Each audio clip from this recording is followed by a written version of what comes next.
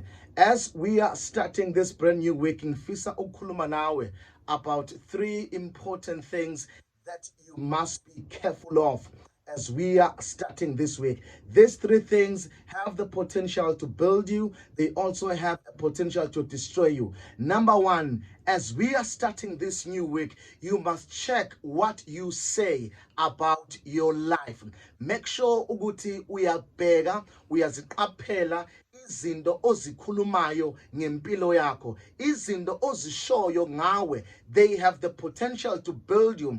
They have the potential to destroy you. Kunabantu abangaphumeleli empilweni yabo, hayi ngoba bathakathwa, hayi ngoba bengasebenzi ngokuzikhandla, but it is because of the things they say about themselves. Whatsoever that you say about you, it has the potential to manifest. Yonke into oyikhulumayo ngawe izodaleka, and into oyiyo namhlanje, you are the result of things that you said about your life 5 years back. As we are starting this week, make sure ukuthi ukhuluma izinto ezipositive ngempilo yakho, ukhuluma izinto ezinhle ngawe, ngoba izinto oyikhulumayo ngawe zinamandla okukwenza lento oyishoyo.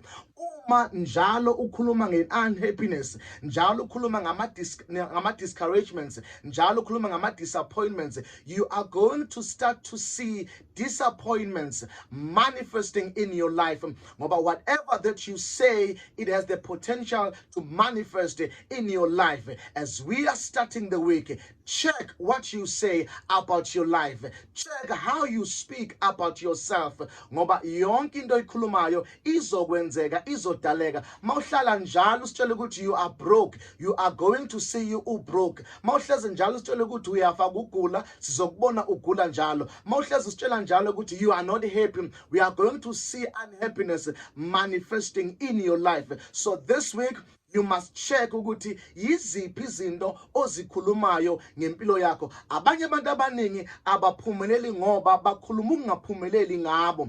Abanye abantu abekho happy kuma relationships abo ngoba bakhulume ukungabi happy kuma relationships abo. So this week, be careful ukuthi yini into oyikhulumayo ngawe. Number 2, this week you must check ukuthi yiziphi izinto ozibukayo. The thing that you spend your time looking at, they have the potential to shape your belief.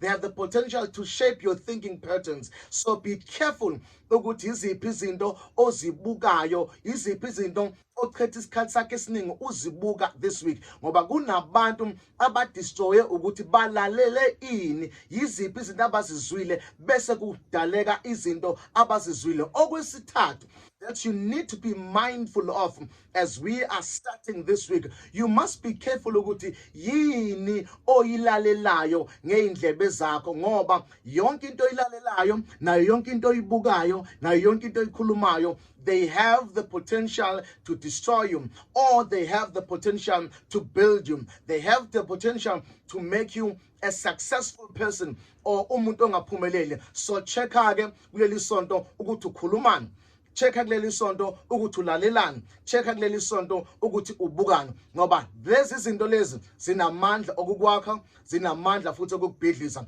Abantu abaphumelelayo empilweni, abantu ababhekayo ukuthi iziphi izinto abazilalelayo, abantu ababheka ukuthi iziphi izinto abayibukayo, futhi abantu ababhekayo ukuthi yiziphi izinto abazikhulumayo ngezimpilo zabo. Mawufuna ukubona impumelelo this week, check on these 3 important things. My name is Phumlani Nkwanyana from Mega Grace Hour on Vumba FM, Monday to Friday from 5 to 6 a.m. and every Sunday from 6 to 10. You are blessed, you are favored, and you are set apart. God bless you.